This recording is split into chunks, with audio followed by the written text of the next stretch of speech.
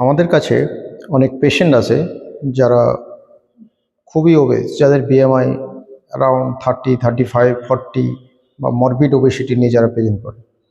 তারা শুধু এসে বলে যে ওষুধ দিন, ওষুধ খেয়ে আমরা ওয়েট কমাবো। সর্বপ্রথম বলি, বডি ওয়েট রিডাকশন করা এটা কিন্তু খুব সহজ ব্যাপার নয়। বডি ওয়েট রিডাকশন যে মেন 3টে কম্পোনেন্টের উপর দাঁড়িয়ে, সেটা হচ্ছে আপনার ইচ্ছা শক্তি বা উইলিং পাওয়ার, যে আমি বডি ওয়েট কমাবই। সেকেন্ড হচ্ছে আপনার ডায়েটারি হ্যাবিটস, কীরকম খাবার, কী ধরনের খাবার খাচ্ছেন। আর আপনার লাইফস্টাইল, আপনি সেডেন্টারি লাইফস্টাইল লিড করছেন না পরিশ্রম করছেন। ফোর্থ যেটা ক্রাইটেরিয়া, সেটা হচ্ছে আপনি কোনো ড্রিঙ্কিং হ্যাবিট কীরকম। ধরুন প্রচুর পরিমাণে অ্যালকোহল খাচ্ছেন, প্রচুর পরিমাণ ফাইন যে কার্বোহাইড্রেট সেগুলো খাচ্ছেন, সিম্পল কার্বোহাইড্রেট খাচ্ছেন, রেড মিট খাচ্ছেন, আর এদিকে এসে বলছেন যে ওষুধ খেয়ে ওয়েট কমান, এভাবে কিন্তু হয় না। ফার্স্ট ইম্পর্টেন্ট থিংস হচ্ছে আপনার এক্সারসাইজ প্রোটোকলস আপনাকে ফলো করতেই হবে, এবং ওয়াকিং। আপনি যদি ওয়েট কমাতে চান তাহলে কিন্তু ধরুন আপনার ওজন 100 কিলো, সেখান থেকে একসঙ্গে আপনি 70 কিলোতে আসতে পারবেন না। আপনাকে টার্গেট সেট করতে হবে যে আমি 3 মাসের মধ্যে 5 to 10% ওয়েট কমাবই। সেটা কিন্তু ওষুধ দিয়ে হয় না, সেটাকে আপনাকে রেগুলার এক্সারসাইজ করতে হবে। যেমন ধরুন যারা জিমে যেতে পারছেন না বা পয়সার অভাবে যেতে পারছেন না, তারা লং রানিং ছুটবেন বা সুইমিং করবেন, সাঁতার কাটবেন, বা 8,000 বা 10,000 স্টেপ প্রত্যেক দিন হাঁটতে থাকুন।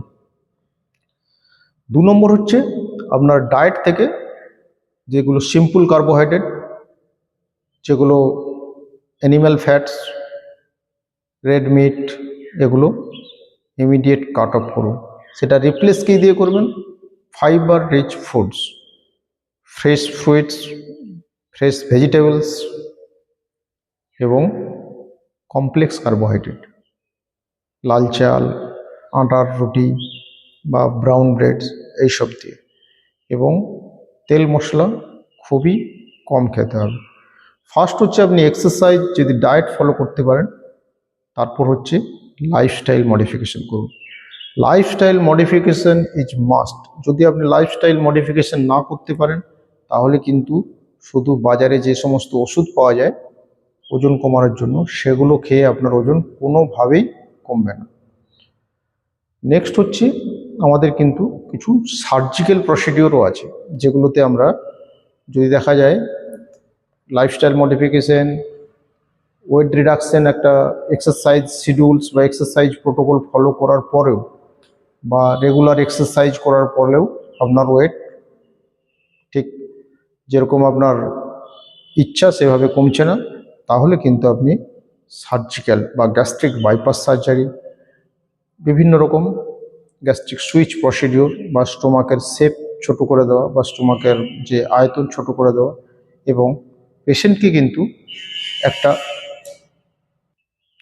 পেশেন্টের একটা যে ফিলিংস আনা যে কিছুটা খেলেই পেট ভর্তি হয়ে যাচ্ছে। এটা আমি কীভাবে করতে পারি না, প্রত্যেকটা মেজর মিলের আগে পেশেন্টকে আমরা বলি যে 1 থেকে 1.5 গ্লাস করে আগে জল খেয়ে নিন। জল খেয়ে নিলে পেটটা কিছুটা ফিল আপ হয়ে যায়, ফলে কম খেলেই কিন্তু পেট ফিল আপ হয়ে যায়। আর একটা মোস্ট ইম্পর্টেন্ট থিংস যদি আপনি ওজন কমাতে চান সেটা ফলো করতে হয়, সেটা আপনি মেডিটেশন করুন। মেডিটেশন, যোগা থেরাপি, বা যাকে আমরা মেডিটেশনকে যে প্রাণায়াম বলি, এটা যদি আপনি করেন এবং ক্যালোরি রেস্ট্রিকশান করেন, মেন ইম্পর্টেন্স ক্যালোরি রেস্ট্রিকশান।